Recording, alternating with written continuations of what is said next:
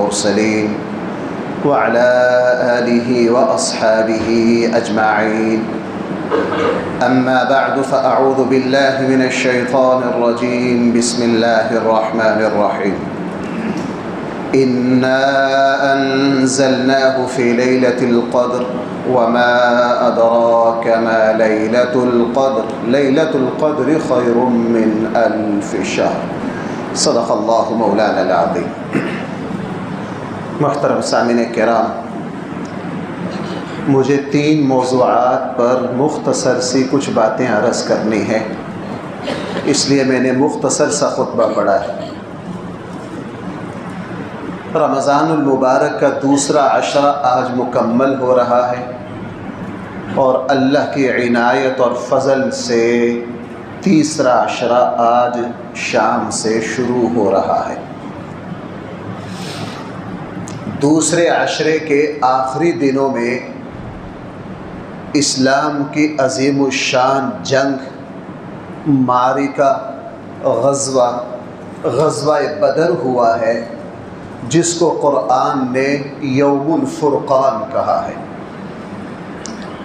فرقان ویسے قرآن کریم کی صفت ہے، تبارک الذی نزل الفرقان۔ جو قرآن کا نام تھا وہی نام قرآن کریم نے غزوہ بدر کو دیا ہے، یوم الفرقان۔ فرقان کا معنی ہوتا ہے حق اور باطل، غلط اور صحیح میں بالکل فرق کر کے رکھ دے۔ آپ یوں بھی کہہ سکتے ہیں فرقان کہا جاتا ہے جو دودھ کا دودھ اور پانی کا پانی کر دے۔ قرآن کریم بھی دودھ کا دودھ، پانی کا پانی، کیا صحیح کیا غلط، کیا دین کیا بے دینی، قرآن کھول کے رکھ دیتا ہے۔ اور غزوہ بدر نے بھی دنیا کے سامنے 2 ٹوک کھول کر رکھ دیا۔ وہ کیسے؟ آج ایک تو ہم اس زمانے میں نہیں، دوسرا ہمارا مطالعہ نہیں، ہم بعض باتیں سمجھ نہیں سکتے۔ نبی کریم صلی اللہ علیہ وسلم نے جب نبوت کا اعلان کیا، بیٹھ جائیے بھائی، کندھے نہ پھیلائیں گے، بیٹھ جائیے، کندھے نہ پھیلائیں، جس کو جہاں جگہ ملے بیٹھ جائیے، دوسروں کو تکلیف نہ دیجیے۔ اب ہوا یہ کہ نبی کریم صلی اللہ علیہ وسلم نے نبوت کا اعلان کیا، اور بھائیوں ہم اندازہ نہیں کر سکتے کہ مد مقابل جو تھے وہ کتنے بڑے بت اور کیسے شہرت یافتہ لوگ تھے، چونکہ وہ بیت اللہ کے متولی تھے اور پوری دنیا سے حاجی آتے وہ ان کی خدمت کرتے۔ اور ابھی زمانہ کریم میں ابرہہ والا واقعہ پورے عرب کے بچے کو یاد تھا، بلکہ حضرت عائشہ فرماتی ہیں میں نے مکہ میں اس بوڑھے بابے مانگنے والے کو آنکھوں سے دیکھا ہے جس کا جسم بالکل اپاہج ہو گیا تھا۔ وہ حضور اور حضرت عائشہ کے زمانے تک زندہ رہا۔ فرمایا کہ حضرت عائشہ نے فرمایا کہ میں دیکھتی تھی وہ مکہ میں بھیک مانگا کرتا تھا، وہ بھی ابرہہ کے لشکر کا حصہ تھا، اس کا سارا جسم شل تھا۔ ابرہہ والے واقعہ کے بعد کوئی مکہ والوں کی طرف کنکری پھینکنے سے بھی ڈرتا تھا، اسی لیے یہ تجارت کے لیے جاتے تو ڈاکو جو ہیں ان کے جانوروں کو پانی پلاتے کہ حرم کے خادم آ رہے ہیں، اس لیے قرآن نے کہا لإیلاف قریش ایلافہم رحلۃ الشتاء والصیف۔ اب مد مقابل وہ ہیں جن کو عرب کی سرداری حاصل ہے، مذہبی قیادت ان کے پاس ہے، بیت اللہ کے متولی ہیں۔ ابرہہ والا قدرت کا عجیب واقعہ پیچھے ہے۔ نبی کریم صلی اللہ علیہ وسلم نے فرمایا کہ اے لوگو، میں اللہ کا نبی بن کر آیا ہوں، میرے اوپر ایمان لاؤ۔ اب وہی مکہ کی ساری مذہبی اور دنیاوی قیادت نبی کریم صلی اللہ علیہ وسلم کے مد مقابل آ گئی۔ 13 سال کشمکش رہی، نبی کریم صلی اللہ علیہ وسلم نے کوئی صبح کوئی شام ایسی نہیں چھوڑی جو اپنی قوم کو سمجھانے کی، اپنے قوم کو نہ سمجھایا ہو۔ ان لوگ بدبختوں نے مجبور کر دیا ہمارے آقا علیہ الصلوۃ والسلام کو۔ اللہ جل جلالہ نے یہ اسلام کے پھیلنے کی سعادت مدینہ والوں کو دے دی۔ جب انہوں نے اللہ کی اس نعمت کی قدر نہیں کی، اللہ نعمت اٹھا کر بھائی کسی اور کو دے دیتے ہیں، یہ سنت اللہ ہے۔ نبوت مل گئی، مدینہ والوں کے دامن میں چلی گئی، اور مکہ والوں سے یہ بھی ہضم نہیں ہوا کہ جس درخت کو ہم نے یہاں اگنے نہیں دیا وہ درخت ایسا سایہ دار بنے کہ ساری انسانیت اس کے سائے میں بیٹھے۔ ہجرت جیسے ہی کی اسی دن سے انہوں نے مدینہ والوں پر فیصلہ کن ضرب لگانے کا فیصلہ کیا، اور طے یہ پایا کہ 1-2 بڑی تجارتیں، بھائی کیا بڑی تجارتیں، پورے مکہ کا اس وقت اس زمانے میں شہروں کے سودے شہروں سے ہوا کرتے تھے، اس لیے وہ چھوٹی موٹی تجارتیں نہیں، پورے مکہ نے اپنی تجارت کا قافلہ شام بھیجا تاکہ اس کا جتنا نفع آئے وہ مسلمانوں کے خلاف خرچ کیا جائے گا۔ اور چونکہ اب تقریباً 15 سال ہو رہے تھے نبوت کو، مدینہ گئے، ہجرت کے دوسرے سال جا کے غزوہ بدر ہوا، بھائی کتنا عرصہ؟ 15 سال۔ اور عرب سارے، یوم الفرقان اس کو کیوں کہا جاتا ہے؟ سارے عرب دبک کر بیٹھے تھے کہ مکہ والے اور محمد صلی اللہ علیہ وسلم کی کشمکش کا کیا فیصلہ ہوتا ہے، کیا فیصلہ ہوتا ہے۔ اس لیے قرآن نے بدر کو کیا کہا؟ یوم الفرقان و یوم التقى الجمعان۔ سو قرآن کریم ارشاد فرما رہا ہے، رسول اللہ صلی اللہ علیہ وسلم تجارتی قافلے کے لیے نکلے۔ آپ سارے حضرات اسلامی تاریخ سے وابستہ ہیں، میں تو صرف اس کے بنیادی ایک تو نقطے عرض کرنا چاہتا ہوں۔ اور تجارتی قافلہ ہوشیاری سے نکل گیا، مکہ کا جنگجو لشکر مد مقابل آ گیا۔ اب ذرا آؤ یہ یوم الفرقان کیوں ہے؟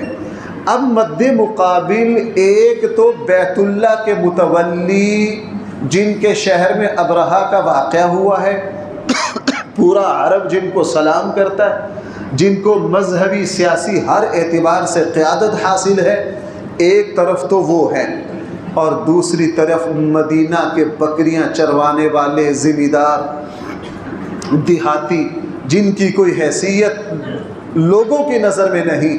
313 فقہاء کو لے کر نبی کریم صلی اللہ علیہ وسلم میدان بدر میں پہنچے۔ صورتحال یہ، مکہ والوں کی مالداری کا اندازہ اس سے لگا لیجئے کہ ہر روز 10 اونٹ ذبح کرتے۔ ہے کتنے اونٹ؟ آپ سارے حضرات جانتے ہیں کہ ان کی تعداد 1000 تھی۔ 1000 بندے کو 10 اونٹوں کی ضرورت ہے نہیں، کیوں کرتے؟ 10 اونٹ ذبح کر کے پورے علاقوں کے سرداروں کو، قبائل کو بلاتے اور جشن مناتے، ناچ گانا ڈھول ڈمکا، آوارہ عورتیں ساتھ، جشن مناتے مناتے یہ میدان بدر پہنچے۔ اور ابو جہل یہ کہہ کر گیا تھا کہ آج اگر ہمارا مد مقابل پہاڑ بھی آیا، ہم پہاڑ کو بھی جڑوں سے اکھاڑ کر پھینک دیں گے۔ یہ غرور کا دعویٰ مکہ میں کون کر کے آیا تھا؟ ابو جہل کر کے آیا تھا۔ اور ادھر سے سرکار دو جہاں صلی اللہ علیہ وسلم، میں اس زمانے کے اعتبار سے لوگوں کی نظر سے، کافروں کی نظر میں بات کر رہا ہوں، اسلام کی نظر سے بات نہیں کر رہا۔ دنیا کے اعتبار سے فقیر، دنیا کے اعتبار سے مسکین، دنیا کے اعتبار سے خالی الدامن، دنیا کے اعتبار سے ذمہ دار، دنیا کے اعتبار سے ان پڑھ، جن کے پاس دنیا کی کوئی کشش نہیں، 313 ہیں۔ بھائی کیا 313 ہیں، اور بچے بھی ساتھ ہیں۔ اس لیے میدان بدر میں جو 13-14 شہید ہوئے ان میں 16 سال کے بچے بھی ہیں۔ ایک ابو جہل کو قتل کرنے والے بھی بھائی کون تھے؟ دونوں بچے تھے۔ 313 میں بچے بھی شامل ہیں، شہیدوں میں بچے بھی شامل ہیں۔ اور نبی کریم صلی اللہ علیہ وسلم جب میدان بدر پہنچے، اور آپ اندازہ لگائیے اس وقت اس مبارک جماعت کی اسباب سے خالی دامن ہونے کا کہ نبی کریم صلی اللہ علیہ وسلم ساری رات اللہ کے سامنے روئے، سجدہ ریز رہے، اور اتنا روئے کہ آپ کا ریت تر ہو گیا جو آپ سجدے میں نیچے تھا۔ فجر کے وقت ابو بکر رضی اللہ عنہ کو جوش سے یہ کہنا پڑا، اللہ کے حبیب بس کیجئے، مزید دعا نہ کیجئے، آپ کا رب آپ کی دعاؤں کو رد نہیں کرے گا۔ اور اللہ کے نبی نے ایک جملہ، بلکہ میں یوں کہوں نبیوں کی تاریخ میں یہ جملہ ایک ہی مرتبہ کہا گیا ہے، اور اس کو میں اور آپ کہیں تو ہم پتہ نہیں کہاں سے کہاں پہنچ جائے، ہماری اوقات نہیں ہے۔ یہ جملہ واقعی امام الانبیاء صلی اللہ علیہ وسلم کہہ سکتے ہیں۔ یہ اس ناز کا جملہ ہے، یہ حق صرف اور صرف ہمارے آقا صلی اللہ علیہ وسلم کو پہنچتا ہے۔ اللہ کے نبی نے صبح کو کیا عرض کیا؟ میرے اللہ یہ مٹھی بھر جماعت میں لایا ہوں، اگر آج یہ مٹ گئی تو آپ کا نام لینے والا کوئی نہیں رہے گا۔ اور پھر اس کے بعد میدان بدر سجا، اللہ نے بڑے بڑے سورماؤں کو ذلیل و رسوا کیا، پورے عرب پر سناٹا چھا گیا کہ میدان بدر قرآن کی طرح یوم فرقان ثابت ہوا، اور پورے عرب کو پتہ چل گیا کہ اللہ کی مدد کس کے پیچھے ہے، اللہ کا نمائندہ کون ہے۔ اس لیے پورے عرب کو سمجھ آ گئی کہ مکہ والے غلط ہیں اور یہ واقعتاً اللہ کے نبی ہیں۔ اس لیے قرآن نے اپنے آپ کو بھی فرقان کہا ہے، اور غزوہ بدر کو بھی کیا کہا ہے؟ اس لیے بھائیوں، آج کے دور میں مسلمانوں کو بدر کا سبق ہر وقت یاد رکھنا ہے کہ مسلمان جس وقت کافر اور باطل کے مد مقابل آئے گا، مسلمان کی نظر اسباب پر نہیں ہوتی۔ اللہ کے نبی نے ہر جگہ اسباب اختیار کیے، لیکن اسباب کی پوجا نہیں کی، اسباب کو سجدہ نہیں کیا، اسباب پر بھروسہ نہیں کیا۔ بھروسہ صرف کس پر کیا؟ اللہ کی ذات پر۔ مسلمان جب بھی اللہ کی ذات پر بھروسہ کر کے میدان میں آئے گا، سوال ہی پیدا نہیں ہوتا کہ اللہ جل جلالہ مسلمانوں کو شکست دے دے۔ دو مثالیں ہماری صدی کی لے لیجئے۔ میں صبح کے درس میں عرض کر رہا تھا، افغانستان اور پوری یورپی قوتوں کو جو اس صدی میں شکست ہوئی ہے، میں اپنے لیے کہتا ہوں، شاید آپ کو میرا جملہ پسند نہ آئے، اللہ کی قسم ہم اپنے آپ کو سعادت مند سمجھتے ہیں۔ ہم نے بدر تو نہیں دیکھا، ہم نے اسلام کی کتابوں میں پڑھا، لیکن افغانستان میں اللہ کی مدد نے جو کچھ دکھایا وہ بدر سے کم نہیں ہے۔ وہ نہتے لوگ جو 30 سال سے جنگوں میں ہیں، جن کے 20 لاکھ بندہ شہید ہو چکا ہے، جن کے پاس کھانے کی روٹی نہیں، جدید ترین دور میں پوری دنیا کفر اپنے تمام اسباب و وسائل کے ساتھ افغانستان آیا، اور یہ دنیا میں پہلی دفعہ ہوا ہے، اس کی مثال کہیں نہیں ملتی ہے کہ پوری دنیا کی اور جدید ترین فوجیں، جدید ترین اسلحہ، سارا پیسہ، سارا سرمایہ وہ بھی افغانستان آ گیا، اور دائیں بائیں جتنے مسلم حکمران ہیں ان کو بھی خرید لیا۔ کوئی اپنا پٹرول لیے کھڑا ہے، کوئی اپنے اڈے لیے کھڑا ہے، جی حضور آئیے، آؤ مارو مسلمانوں کو، پٹرول ہمارا ہوگا۔ کوئی کہہ رہا ہے جی خرچہ ہمارا ہوگا، کوئی کہہ رہا ہے جی فلاں مدد ہماری ہوگی۔ پوری دنیا، کیا مسلمان اور کیا کافر، پوری دنیا کی قوت افغانستان میں آئی، تو بھائی اللہ نے ذلیل کر کے افغانستان سے نکالا کہ نہیں نکالا؟ میں یہ سمجھتا ہوں یہ بھی اس صدی میں اللہ نے بتا دیا کہ اللہ کی مدد کس کے ساتھ ہوتی ہے۔ اور دوسری مثال فلسطین کو لے لیجئے۔ فلسطینیوں کو 50 سال ہو گئے، اور کیسے میں عرض کروں، میرا یہ موضوع نہیں، میں نے کچھ شب قدر اور اعتکاف پہ بھی کچھ باتیں عرض کر دی ہے۔ وہ فلسطینی جن کو ان کا اپنا خون اپنا ماننے کے لیے تیار نہیں ہے، دنیا کا کوئی ملک ان کی مدد کے لیے تیار نہیں ہے، اور موجودہ جبے کبے یہ کہہ چکے ہیں کہ ان کا ہم سے کوئی رشتہ نہیں ہے، اور دائیں بائیں جو اسلامی ملک ہیں وہ کوششیں کرتے ہیں کہ ہماری سرحدیں فلسطین سے نہ لگیں۔ جن جن کی سرحدیں لگتی تھی اتنے اپنے ضلع اسرائیل کو دے کر اپنی سرحدیں دور کر لی۔ کوئی فلسطینیوں کی مدد کرنے کے لیے تیار نہیں ہے، لیکن 50 سال ہو گئے فلسطینی پوری دنیا کفر کے سامنے کھڑے ہیں، آج بھی وہ ہر تراویح پر خون دیتے ہیں، اپنی لاش گراتے ہیں تو نماز تراویح پڑھتے ہیں۔ کیوں؟ فلسطینیوں کو یہ سبق کہاں سے ملا؟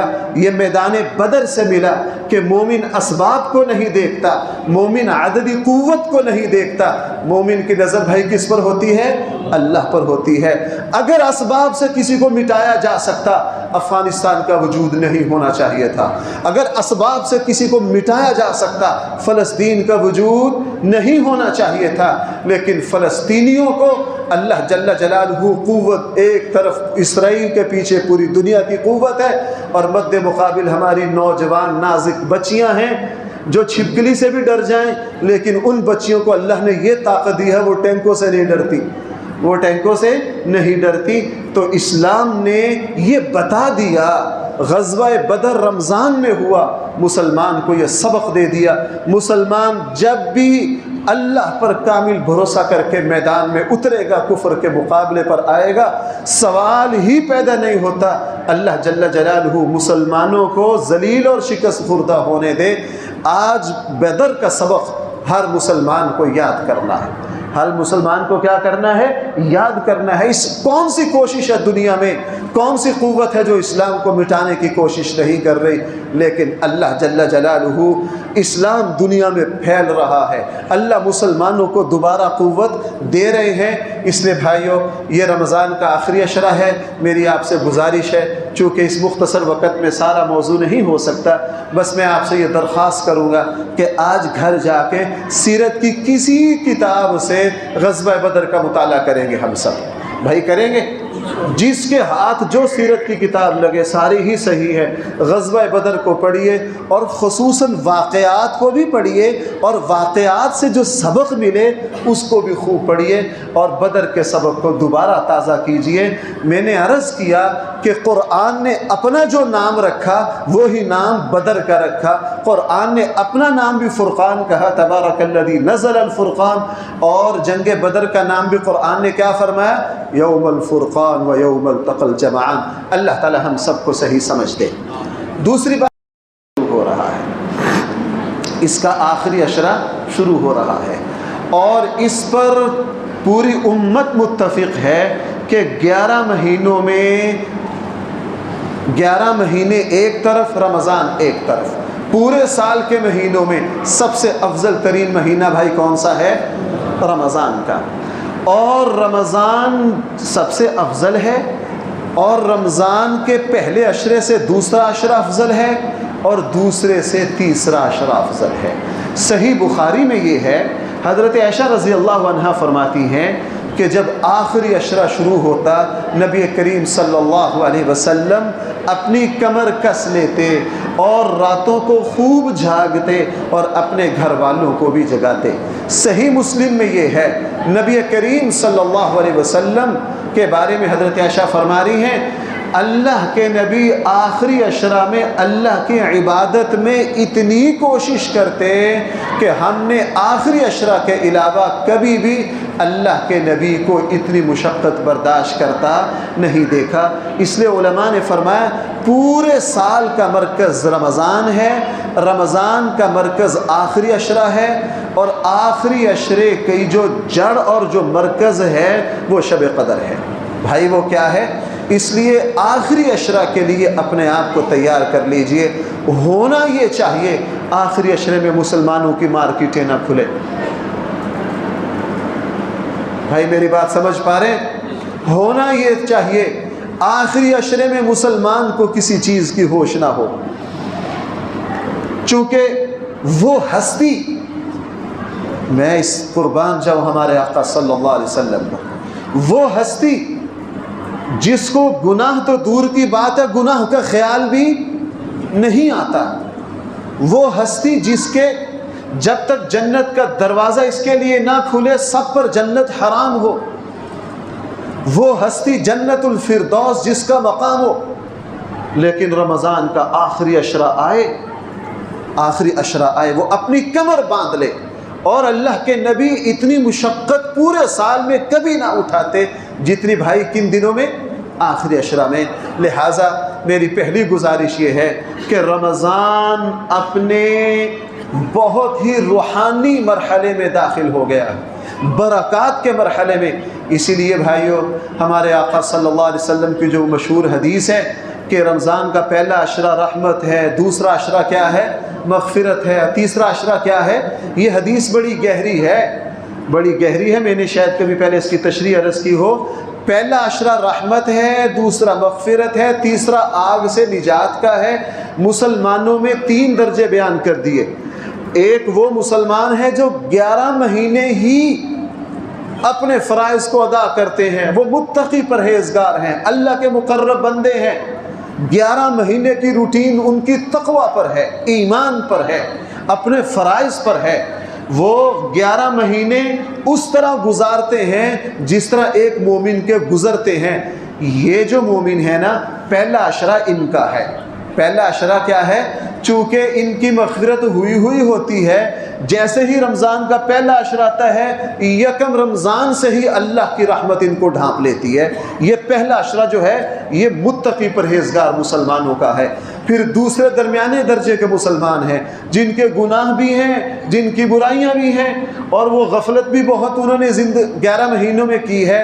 وہ رمضان کے پہلے عشرے میں ان کو مغفرت نہیں ملتی، لیکن وہ جب روزہ رکھتے ہیں، نماز تراویح پڑھتے ہیں، 10 دن رمضان کے گزارتے ہیں، اور گزارتے گزارتے ان کے گناہ جڑ جاتے ہیں، وہ اللہ سے توبہ تائب ہوتے ہیں، تو دوسرے عشرے کے آغاز میں وہ بھی مغفرت کے قابل ہو جاتے ہیں، اور دوسرے عشرے میں اللہ جل جلالہ ان کی بھی مغفرت کر دیتے ہیں۔ باقی رہ گیا تیسرا عشرہ، بھائیو وہ میرے جیسے گناہ گار مسلمانوں کا ہے، جن کو 11 مہینے پتہ ہی نہیں کہ مسجد میں جانا ہے یا نہیں جانا، لیکن رمضان میں ان کو بھی شرم آ گئی، مسجد میں آ گئے، نماز تراویح پڑھی، اور جو سال کی نمازیں رہ گئی تھی کچھ قضا کی، کچھ شرمندہ ہوئے، 2 عشرے گزارے۔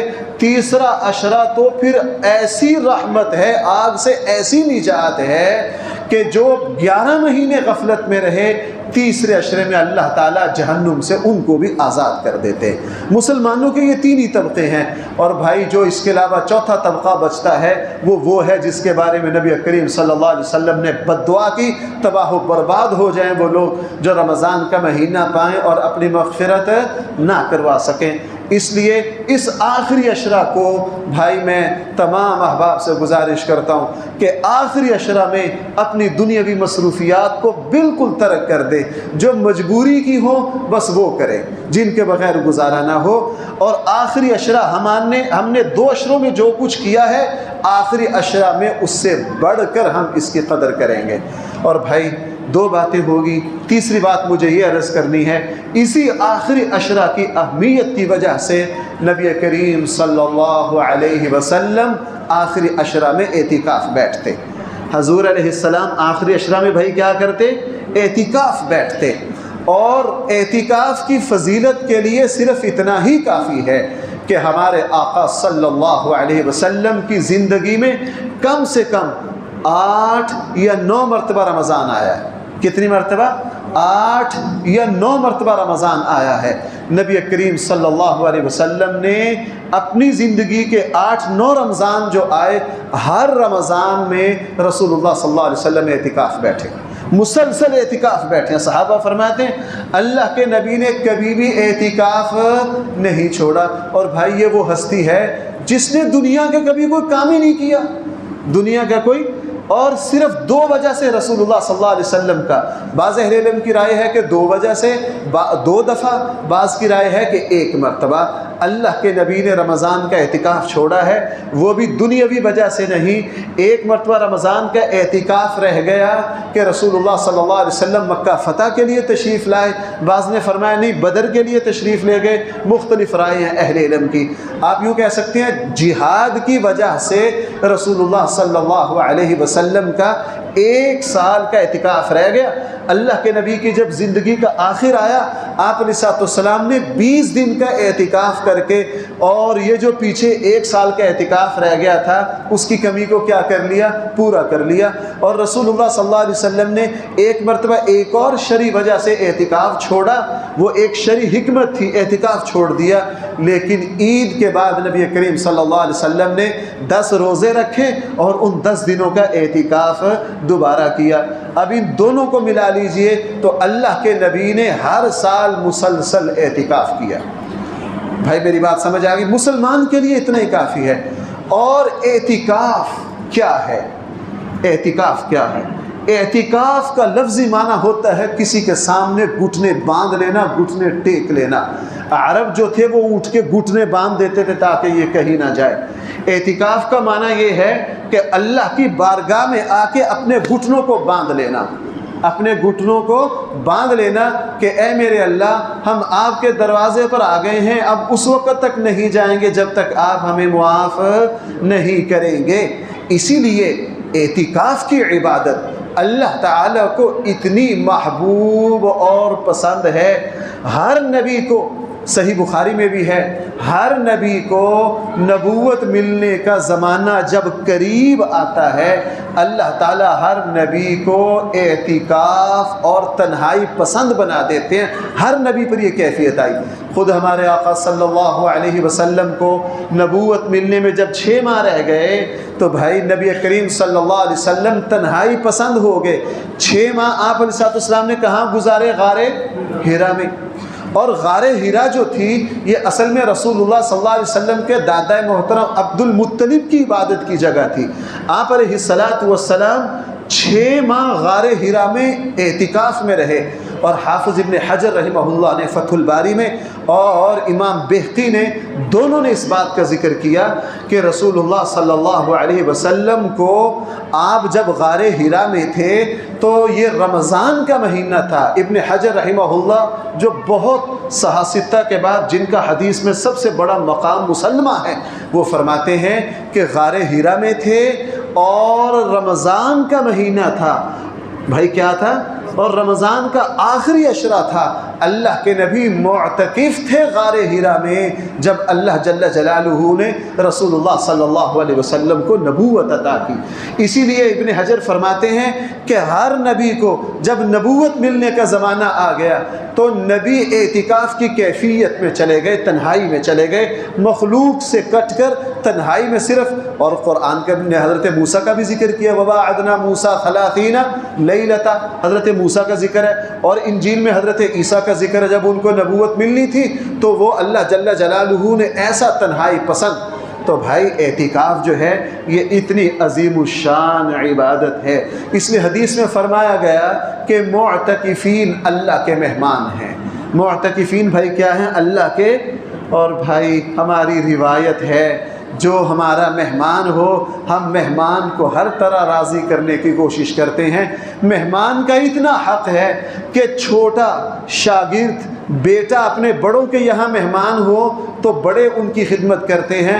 ویسے حکم کیا ہے کہ چھوٹے کن کی خدمت کریں؟ بڑوں کی۔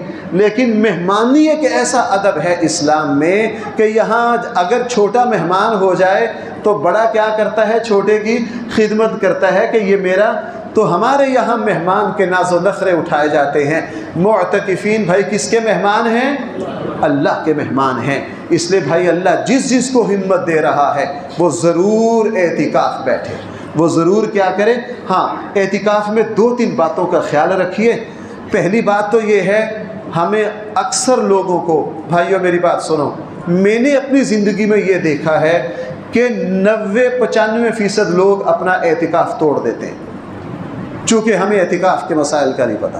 مثلا ایک غلطی میں یہاں بھی ہر سال دیکھتا ہوں، جو ماشاءاللہ یہاں مسلسل نمازی اب ان کی مشق ہو گئی ہے، لیکن شروع میں نے یہاں بھی دیکھا اکثر اعتکاف والے اعتکاف کے لیے آ رہے ہیں، مغرب کی اذان ہو رہی ہے، گھر میں افطاری کر کے مزے سے مسجد میں آ رہے ہیں۔ آخری عشرہ کب شروع ہوتا ہے بھائی؟ تو بولو سارے، سورج کے غروب ہونے سے، سورج کے غروب ہونے سے پہلے مسجد میں آنا ضروری ہے۔ جو افطاری کر کے آیا گھر میں، یا جو مغرب کی اذان میں آیا سورج غروب ہو چکا ہے کہ نہیں، سن عشرہ تو شروع ہو گیا۔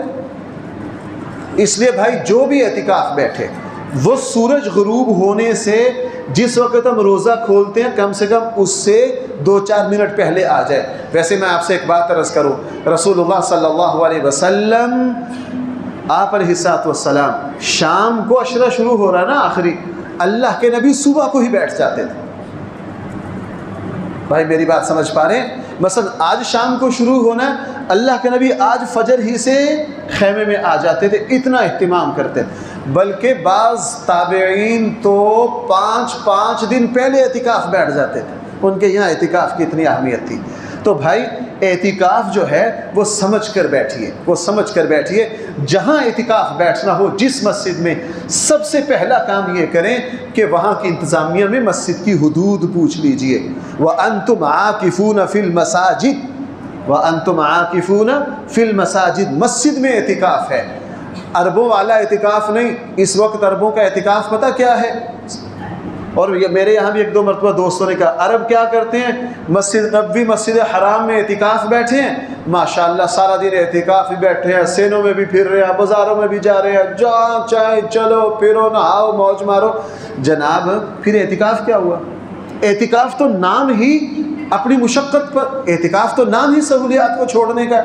لوگ چاہتے ہیں جی ماشاءاللہ اعتکاف بھی بیٹھوں، میرا جب نہانے کو جی چاہے میں نہاؤں بھی۔ اور آج لوگ کہتے ہیں اللہ معاف فرمائے، ہم نے تو لوگوں کو یہ بھی دیکھا ہے اعتکاف بیٹھے ہیں اور تاش کھیل رہے ہیں۔ اس لیے نوجوانوں کو ہم نے یہاں پابندی لگا رکھی ہے۔ شروع میں جب لگائی تو بہت سے دوست ناراض ہوئے، چونکہ نوجوان اکٹھے ہو کے بیٹھ گئے۔ جیسے آج ہمارے دوست پوچھ رہے تھے کہ سکول کے 7-8 بچے آگے جی ہم نے اعتکاف بیٹھنا ہے، عمریں کیا ہے 16 سال 15 سال، انہوں نے کہا چلو مسجد جا کے رج کے گپ شپ ماریں گے، پنکھا بھی چل رہا ہے سارا کچھ چل رہا ہے۔ یہ کیا اعتکاف ہے؟ یہ کیا اعتکاف تو نام ہے، مخلوق سے کٹ کر کس کی بھائی اعتکاف کا خیمہ لگانا سنت کیوں ہے؟ کیوں بھائی؟ معتکفین کا چادریں تانی جاتی ہے کہ نہیں؟ اللہ کے نبی تانتے کہ نہیں کہ میں اب سب سے الگ تھا؟ اس لیے حدیث میں کیا ہے، اعتکاف بیٹھنے والا مسجد سے باہر جتنی نیکیاں کرتا تھا، وہ اعتکاف میں بیٹھنے کی وجہ سے جتنی نیکیاں اس کی چھوٹ کی گئی ہیں، اللہ تعالیٰ فرشتوں کو حکم دیتے ہیں اب یہ سب سے کٹ کر میرے دربار میں آ گیا ہے، اعتکاف کی وجہ سے جو نیکیاں اس کی چھوٹ گئی ہیں سب کا اجر اس کے نامہ اعمال میں لکھتے رہو۔ اس لیے اعتکاف تنہائی کا نام ہے۔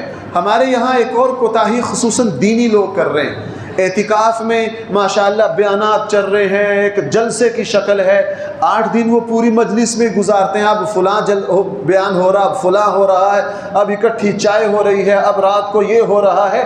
یہ جائز تو ہے، اعتکاف کی روح کے خلاف ہے۔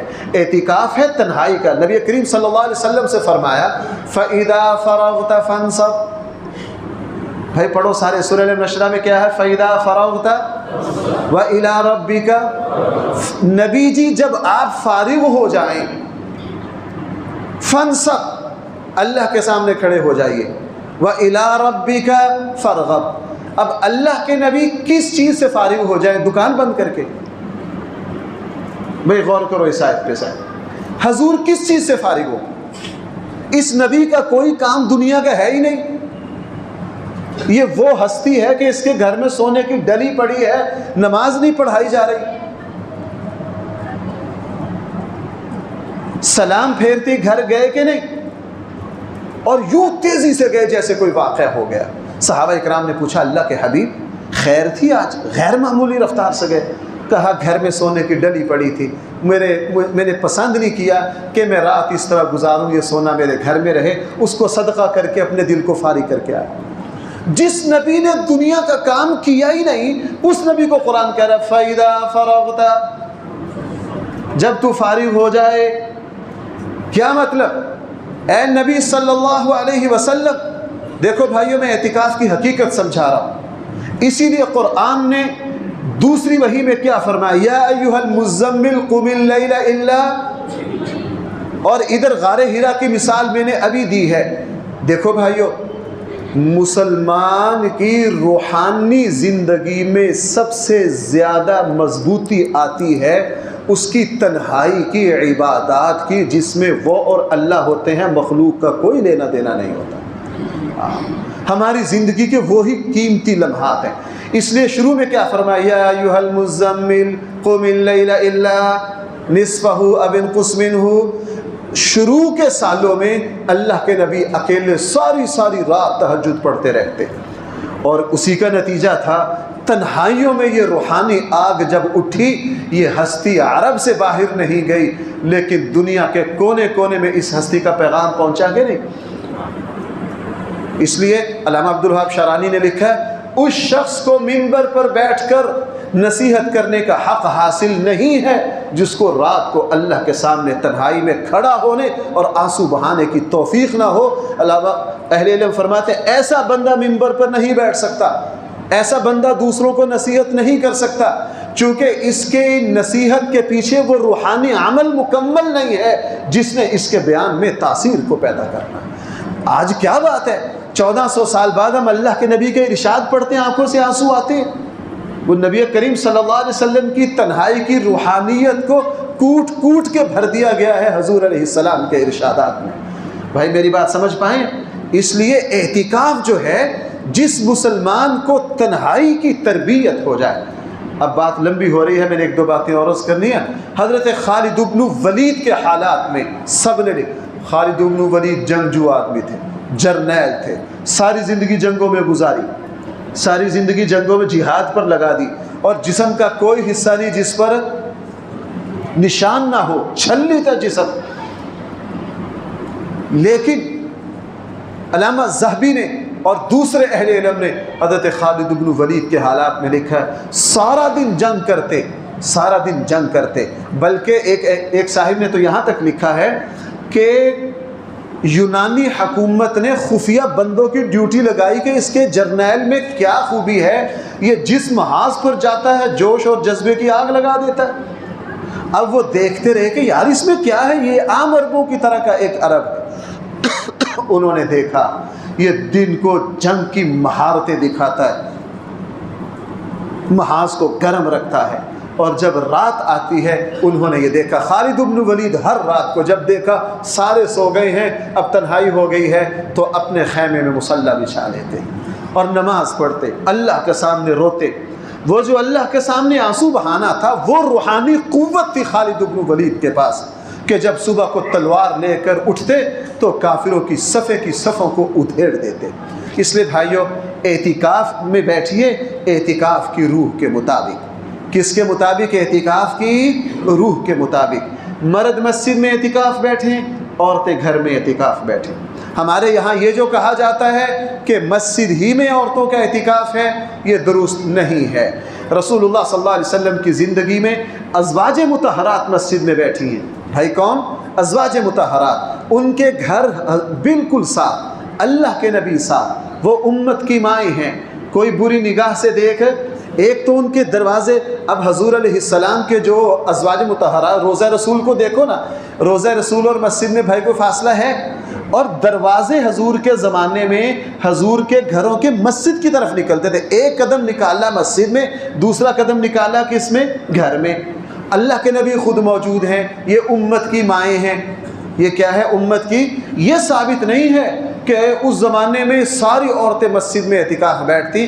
جب نماز جیسے فریضہ میں اسلام نے یہ کہا ہے کہ عورت کا گھر میں نماز پڑھنا افضل ہے، ہاں مسجد میں آنے کی اجازت ہے، تو بھائی اعتکاف، اور خصوصاً آج کا زمانہ جہاں طرح طرح کی خرافات ہیں، عورتیں گھر میں اعتکاف بیٹھیں اور مرد کہاں بیٹھیں؟ مسجد میں۔ مغرب سے پہلے آ جائیں، اور آتے ہی مسجد کی حدود، صرف 2 وجہ سے مسجد سے جایا جا سکتا ہے: واش روم کی ضرورت، کھانے کی ضرورت، اس کے علاوہ نہیں۔ میں اعتکاف والوں کو دیکھتا ہوں ماشاءاللہ کھانا کھایا ہے، مزے مزے سے ہاتھ دھونے وضو خانے پر جا رہے ہیں۔ میں نے ایک ساتھی کو کہا یار آپ کا تو اعتکاف ہے، کہنے لگے جی یہ بھی تو مسجد ہے۔ کیا ہے؟ میں نے کہا اچھا اللہ کے نبی نے فرمایا مسجد میں وضو کرنا درست نہیں ہے، اگر وضو خانہ مسجد ہے تو اس میں تھوکتے کیسے ہو؟ بھائی مسجد میں تھوکنا جائز ہے؟ عرب علماء یہ دلیلیں نکالتے ہیں، نہیں جی سارا کچھ ہی مسجد ہے۔ آپ کو پتا ہے ایک بدو نے مسجد میں تھوک دیا تھا، اللہ کے نبی نے اس کو کھرچ کے صاف کیا اور وہاں خوشبو لگائی اور اسے کیا فرمایا؟ یہ اللہ کا گھر ہے۔ اگر وضو خانہ بھی مسجد ہے تو پھر وضو میں تھوکنا کیسے جائز ہو گیا؟ اس لیے حدود کو پوچھئے علماء سے سمجھ کر۔ یہ جو اعتکاف کی روح ہے، تنہائی کی عادت ڈالیے، تنہائی میں خوب دعائیں مانگیے۔ ہاں اگر کوئی بیان کا کوئی سلسلہ ہو جائے وہ منع نہیں ہے، لیکن سارا اعتکاف اسی کو بنا دیا جائے یہ بالکل غلط ہے۔ اور بھائی تیسری بات میں یہ عرض کرنا چاہتا ہوں، بھائی بولو سارے شب قدر کو تلاش کرنا۔ شب قدر جو ہے قرآن کچھ بھی نہ ہوتا، قرآن کا ایک جملہ ہی کافی تھا، انا انزلناہ فی لیلۃ القدر وما ادراک ما لیلۃ۔ عربوں میں جب کوئی عظیم الشان چیز ہوتی اس کے لیے تعبیر تھی وما ادرا۔ جیسے ہم کہتے ہیں یار اوے تجھے پتا ہے یہ کیا ہے؟ تو نے دیکھا ہی نہیں یہ کیا ہے؟ اور تو دیکھ تو صحیح یہ کیا ہے؟ کیوں بھائی ہمارے یہاں اردو کا یہ اسلوب ہے یا نہیں؟ قرآن کہہ رہا ہے انا انزلناہ فی لیلۃ القدر، ہم نے قرآن کریم کو لیلۃ القدر میں اتارا۔ آگے قرآن تعجب سے خود کہہ رہا ہے وما ادراک ما لیلۃ القدر۔ اور ساری رات تاک راتوں میں بازاروں میں جانے والوں تمہیں پتہ بھی ہے لیلۃ القدر کیا ہے؟ لیلۃ القدر کیا ہے؟ بھائی اب ساری رات مسلمانوں کے بازار کھلیں گے کہ نہیں؟ اللہ کہہ رہے ہیں تنزل الملائکۃ والروح فیہا، اللہ فرشتوں کی ڈیوٹیاں ہٹا کے اس رات میں، وہ جبرائیل جس کی ڈیوٹی انبیاء پر آنا تھا، بھائی سمجھو اس نقطے کو، حضرت جبرائیل کی ڈیوٹی کیا تھی؟ انبیاء کے پاس، لیکن شب قدر کی اہمیت کو بیان کرتے ہوئے قرآن کہہ رہا ہے تنزل الملائکۃ۔ بھائی جب فرشتے اترتے ہیں حضرت جبرائیل بھی بیچ میں آگے کہ نہیں؟ لیکن قرآن والروح الگ کہا۔ روح سے کون مراد ہے؟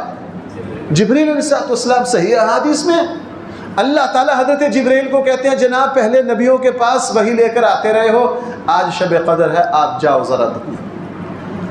ذرا۔ اسی لیے حدیث میں کیا آتا ہے؟ اس رات میں عبادت کرنے والوں سے فرشتے مصافحہ کرتے ہیں، خوش نصیبہ جو اس رات میں عبادت کر رہے ہیں۔ اور قرآن کیا کہہ رہا ہے؟ لیلۃ القدر خیر من ہزار مہینے کے برابر نہیں، خیر مبالغہ کا صیغہ ہے، ہزار مہینے سے بہت بہتر ہے۔ یہاں ایک مفسر نے ایک نقطہ اٹھایا، انہوں نے کہا جس طرح اللہ تعالیٰ نے شب قدر کو تاک راتوں میں چھپا دیا، اللہ تعالیٰ نے اس کے اجر کو بھی چھپا دیا۔ یہ نہیں کہا کہ ہزار مہینہ کے ساتھ کیا فرمایا؟ ہزار مہینہ سے نہیں، بہتر نہیں، ہزار مہینہ سے بہت بہتر۔ بھائی خیر صفت مشبہ ہے، مبالغہ کا صیغہ ہے، خیر کا معنی بہتر نہیں ہوتا، خیر کا معنی کیا ہوتا ہے؟ بہت بہتر۔ لیلۃ القدر خیر من الف شہر، ہزار مہینے سے بہت زیادہ بہتر ہے۔ اس لیے بھائی تاک راتوں کا اہتمام کیجئے، شب قدر کا اہتمام کیجئے۔ میں ہر مرتبہ یہ ترغیب دیتا ہوں، تاک راتوں میں تو سنت اعتکاف تو آخری عشرے کا ہے، لیکن اسلام میں نفلی اعتکاف کی کوئی حد مقرر نہیں ہے۔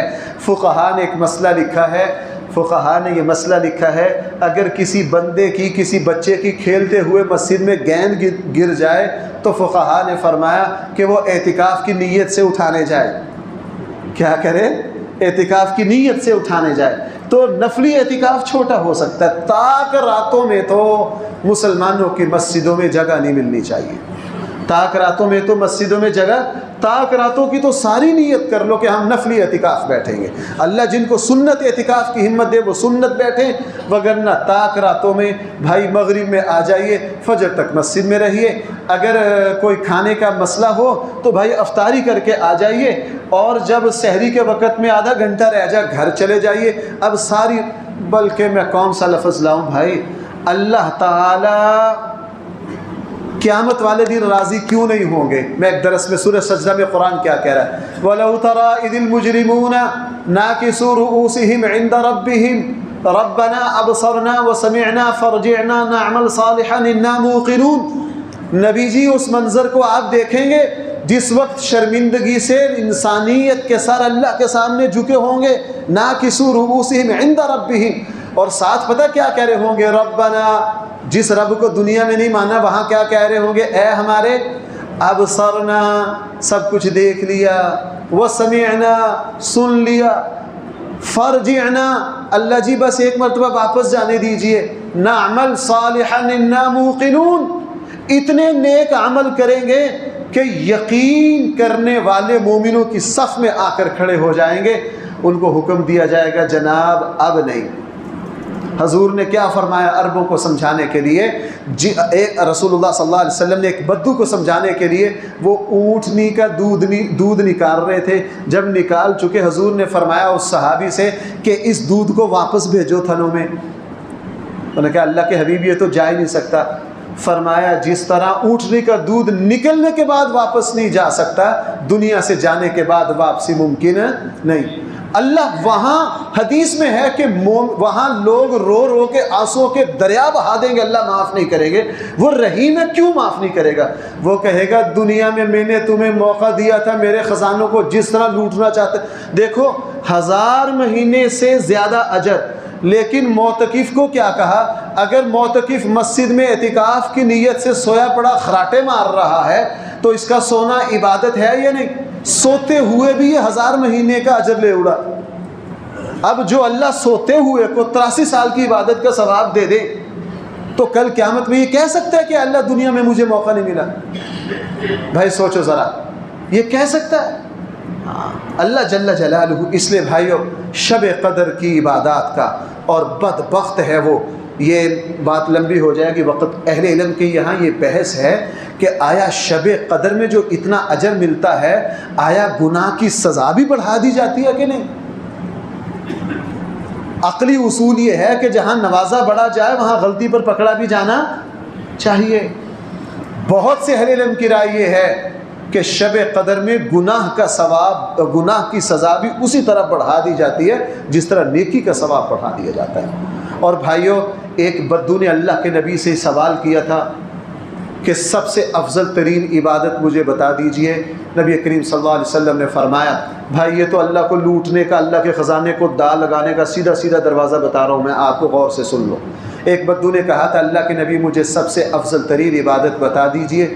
حضور نے فرمایا تھا تو گناہ سے بچا کر، یہ سب سے افضل ترین عبادت ہے۔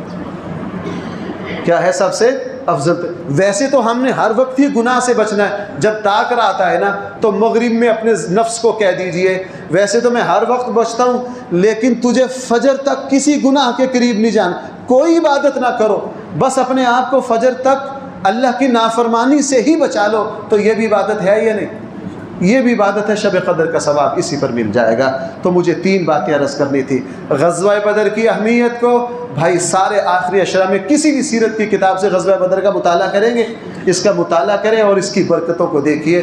نمبر 2، اللہ نے جن کو سنت اعتکاف کی توفیق دی ہے وہ سنت اعتکاف بیٹھیں، اور اگر کسی کے پاس فرصت نہیں ہے وہ نفلی اعتکاف بیٹھیں اور شب قدر کو تلاش کیجئے۔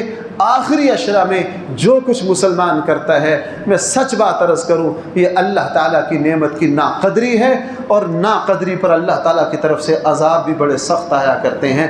اللہ تعالیٰ ہم سب کو صحیح فہم عطا فرمائے۔